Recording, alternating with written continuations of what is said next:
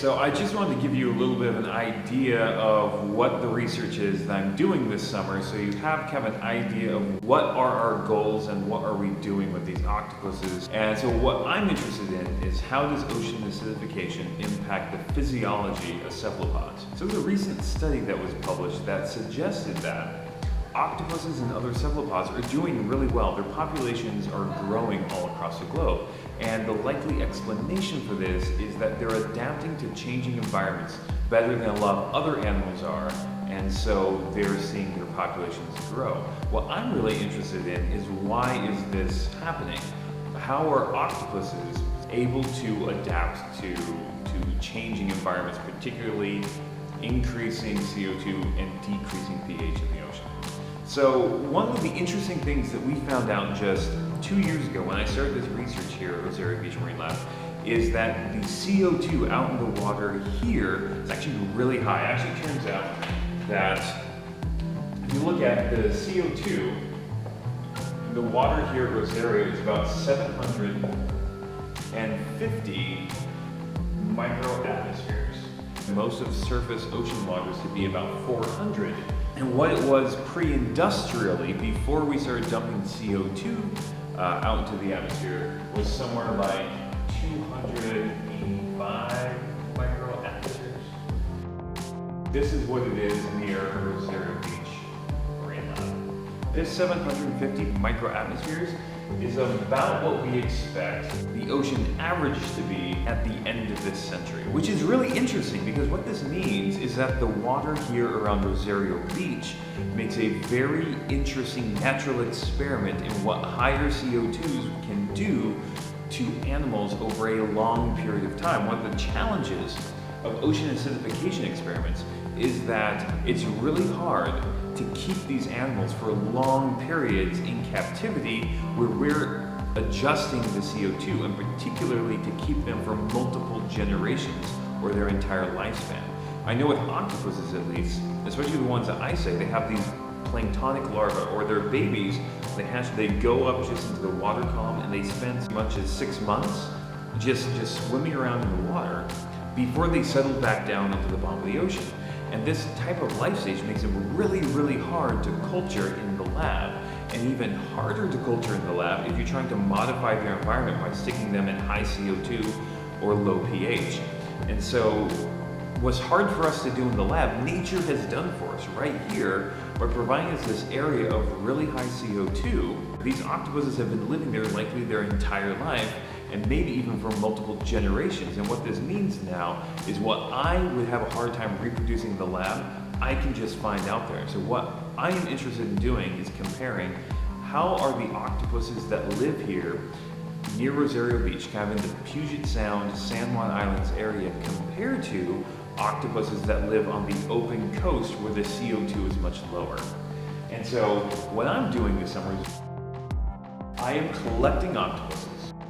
And I'm collecting them from the water around here. So I'm collecting them in 750 microatmospheres of CO2. And what I'm doing is I'm measuring their metabolic rate here at the beginning.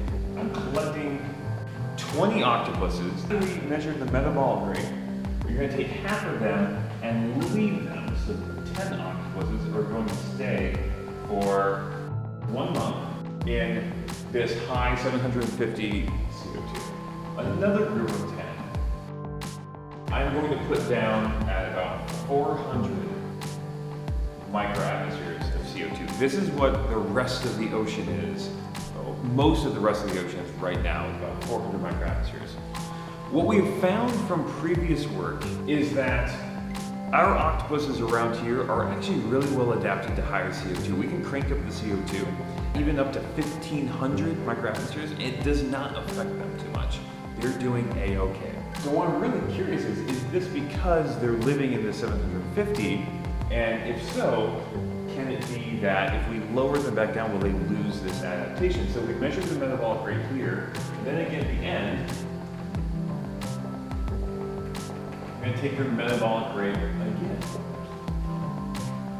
So we have a beginning with all of them.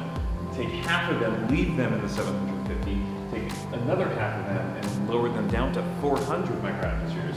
and keep them there for a month, and then see what is their metabolic rate like at the end of this month, and trying to see if these lose their adaptation. One thing I should mention is when we take their metabolic rate, we are putting them in respirometers, and we're taking them back up to 750 microatmospheres and seeing how they're doing. So these ones, we're measuring all of them right here at 750 microatmospheres. We're going to measure their metabolic rate. We're going to take half of them, just leave them in that, and measure their metabolic rate again at 750 atmospheres. The other ones we're going to lower down to 400 microatmospheres. We're going to leave them there for a month.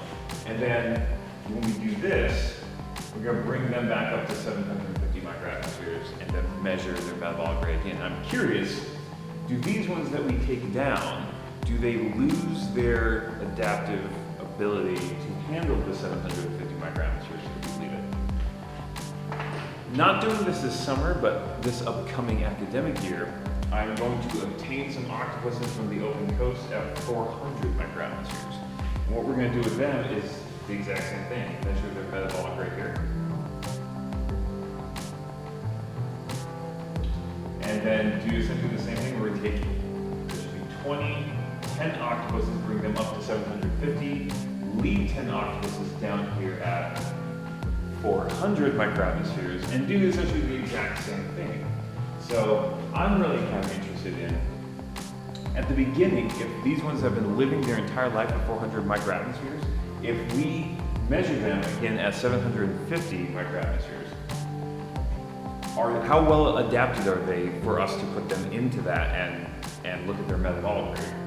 And then after a month of half of them being out there, have they gained some immunity, so to speak? Not exactly immunity, but have they gained some resistance to the higher CO2 after we've had some of them in that kind of environment for a month as opposed to the other ones? So I'm really kind of interested, how differently are these adapted?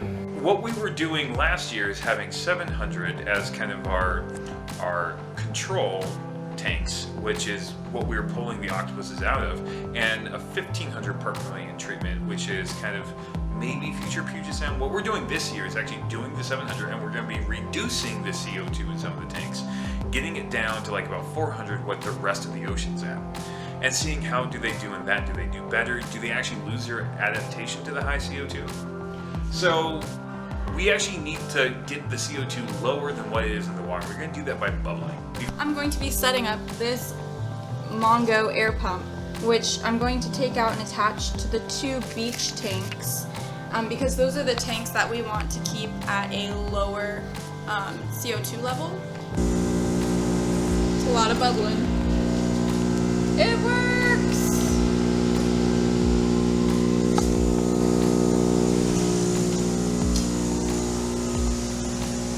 I set up a really big air pump into the beach lab, and if you remember, I got that tank bubbling really hard.